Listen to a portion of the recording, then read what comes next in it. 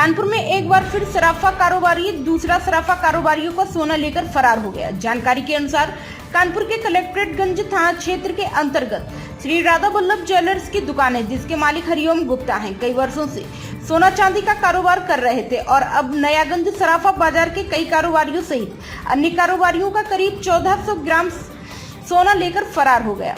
इस मामले में पीड़ितों ने बताया कि हरिओम की दुकान काफी वर्षों से इसलिए विश्वास पर कारोबार करते आए हैं, लेकिन ये नहीं पता था कि हरिओम सबका सोना लेकर फरार हो जाएगा।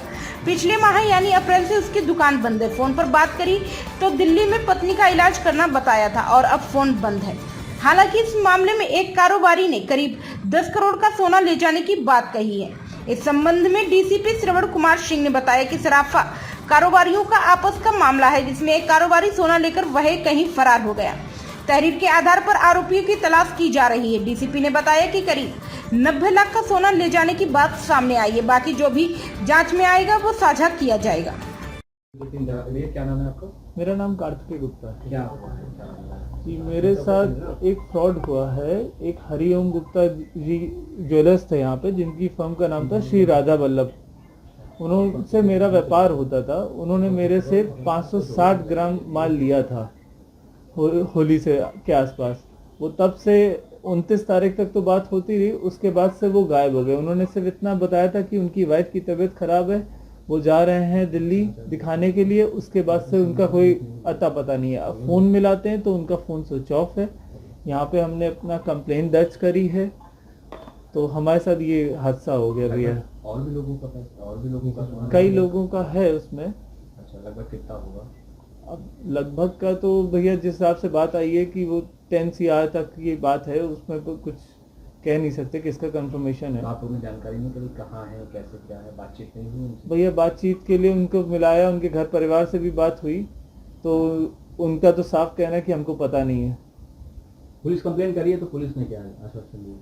पुलिस ने कहा है कि मैं देखता हूँ, अपने हैंड से काम करते हैं, तो वो अपने उसमें लगे हुए हैं। लगभग आपका कितने रुपए का माल? 40 लाख करीब है मेरा, मतलब 39 प्लस है।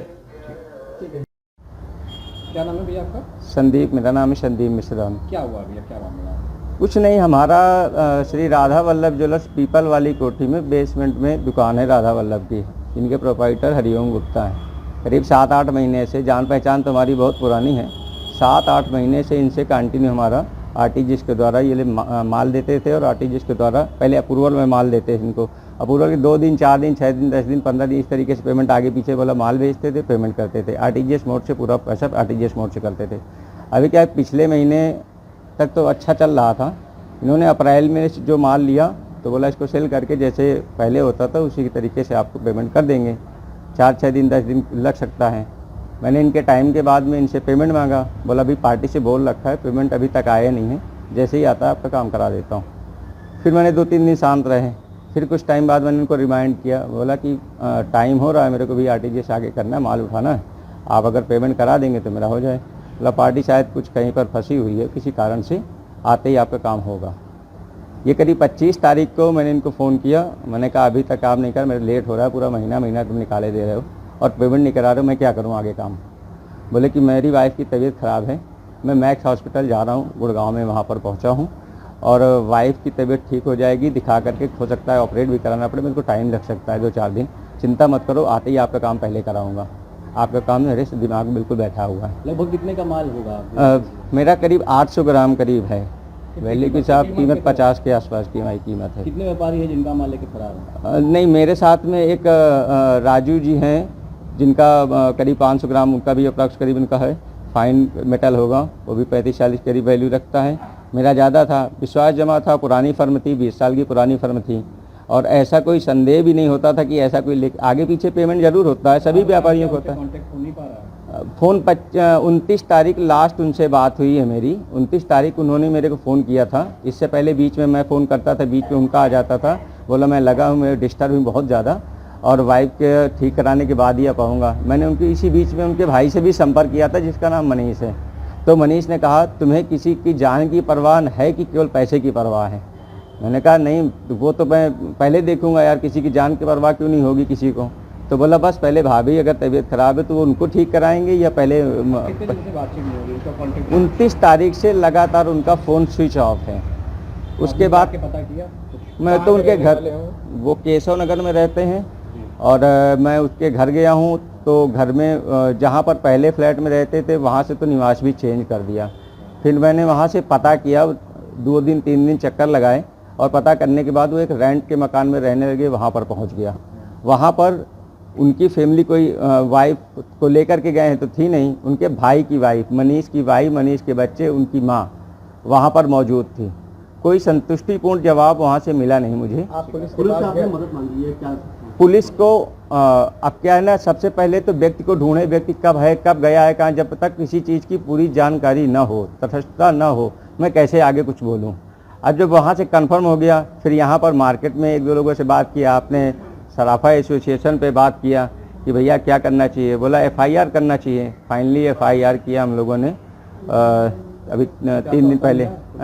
आश्वासन हाँ वहाँ से दिया हुआ है, सराफा एसोसिएशन भी, हमारे पंकज भैया हैं, अशोक चाचा हैं। नहीं, ये मैं कल नहीं बता सकता हूँ ना कितने लोगों का है। अब कोई कुछ बोल रहा है, कोई कुछ बोल रहा है, तो कोई आंकड़ों से मैं किस चीज़ की गणित लगाऊं भाई। हाँ, हमारे और राजू भैया हैं जिनके आप होके आए हैं, तो उनका मिलाकर के करीब 90 के आसपास की, तो 50-40 उनका करीब लग रहा है, मेरा 50 है फिगर, तो 90 करीब माल हो गया। 800 और 5 1300 ग्राम करीब माल हो गया। 1314 मतलब 1 किलो 300 ग्राम करीब गोल्ड का हो गया, 1.25 किलो के आसपास का। सर का मामला आया तो देखिए, एक एप्लीकेशन आई है और उस पर हमारे थाना कलेक्टरगंज ने जांच करी है। मामला ये है कि एक व्यापारी हैं जिनकी सराफा की दुकान है, उन्होंने 2 व्यापारियों से, जो भी सराफे के हैं, और 25 अप्रैल के आसपास की बात है, जैसा कि एप्लीकेशन में दिया है कि एक से इन्होंने करीब 800 ग्राम और एक से 360 ग्राम सोना इन्होंने व्यापार के सिलसिले में लिया। अमूमन होता है, जैसा कि बता रहे हैं, कि कभी जब किसी ग्राहक आता है, माल दिखाना होता है, एक दूसरे से माल लेकर के दिखाते हैं। इनको ये उम्मीद थी कि ये व्यापारी हैं, हम लोगों से लेते देते रहते हैं तो ला करके लौटा देंगे। लेकिन जब वो आए नहीं, लौटाया नहीं, तब उनको डाउट हुआ और जब ढूंढा तो पता लगा कि वो जो है अपनी दुकान पे नहीं बैठ रहे हैं और गायब।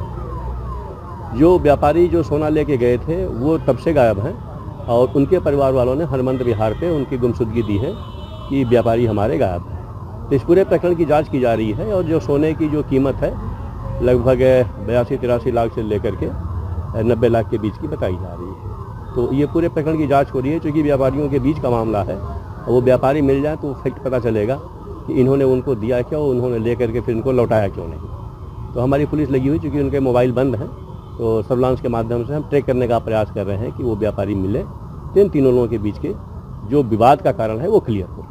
अलग आया ना कि 800 ग्राम और 360 ग्राम 2 है और ये हमेशा लेते हैं, कोई पहली बार नहीं। जब भी कोई नया ग्राहक आता है, उसको कोई माल दिखाना होता है तो ये अपनी दुकान से, अपने क्रेडिट के आधार पर अगल बगल की दुकान से लेते हैं और सराफे में चलता है, लेकिन ये हमेशा लौटा देते हैं। लेकिन इन्होंने पहली बार नहीं लौटाया, तो इनकी नीयत में क्या फ़र्क आया, क्यों ऐसा इन्होंने किया, ये एक जो ट्रस्ट की बात होती है वो इन्होंने विश्वास को तोड़ा है। इस पूरे प्रकरण की जांच की जा रही है। अब जो भी चीज़ आएगी, मैंने कहा ना कि भाई मार्केट में विश्वास पे बिजनेस लोग चलते हैं, हर चीज़ लिखा पढ़ी वो नहीं करते हैं। ये उनको विश्वास को तोड़ा है, एक बार आ जाए तो पूरा क्लियर हो जाएगा कि उन्होंने किससे लिया है और क्या वास्तव में लिया है या झूठे एलिगेशन लगा रहे हैं। प्राइम संदेश न्यूज से संवाददाता मयंक सैनी की रिपोर्ट।